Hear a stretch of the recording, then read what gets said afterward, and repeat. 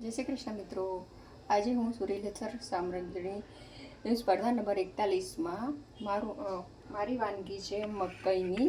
એમાં હું પહાડી આઈટમ લાવી છું. તેનું નામ છે મુંગરીની લગડી. તો તેના માટે આપણે જોઈશે મકાઈ લીધી છે. મકાઈ અને લાલ મરચું, જીરું, હળદર, મીઠું, તેલ. અને મેં મકાઈને મેં છોલી પીસી અને એમાં લસણ, આદુ અને મરચાં નાખ્યા છે અને એનું આવી રીતે મેં મિશ્રણ બનાવી દીધું છે. તે એમાં આપણે સ્વાદ અનુસાર થોડુંક આપણે મરચું, પછી હળદર નાખીશું અને મીઠું અને જીરું. હવે આપણે આને હલાવી લઈશું.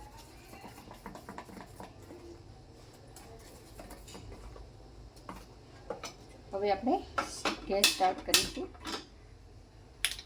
અને એમાં તેલ નાખી હવે આ તવીને આપણે ગરમ થવા દઈશું.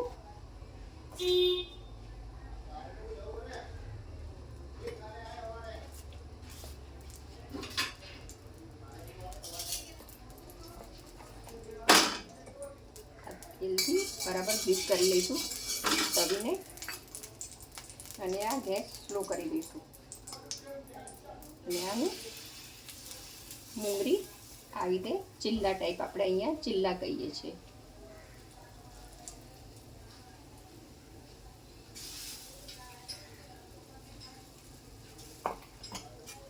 અને આને હવે ફરતે તેલ લગાવી દેવાનું છે.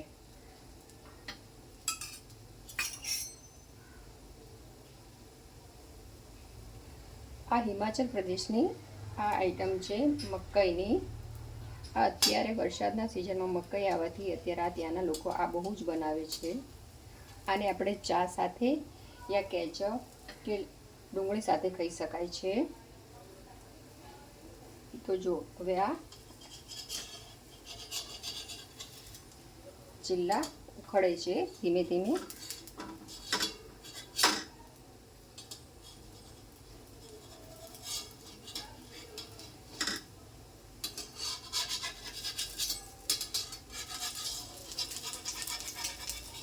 જોઈ શકો છો આ મકાઈને મેં પીસીને લીધી છે.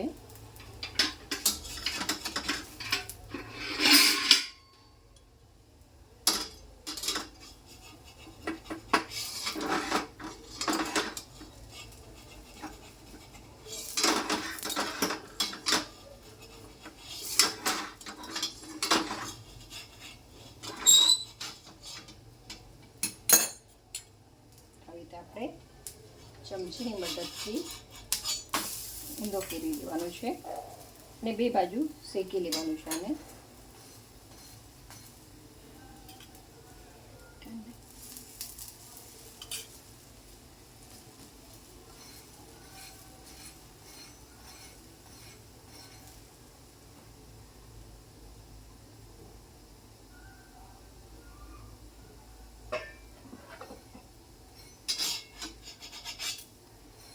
બે બાજુ ગોલ્ડન કલરનું થવું જોઈએ. આ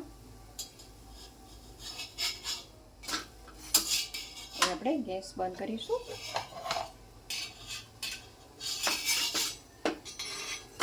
અને આ પ્લેટમાં આપણે લઈ લઈશું.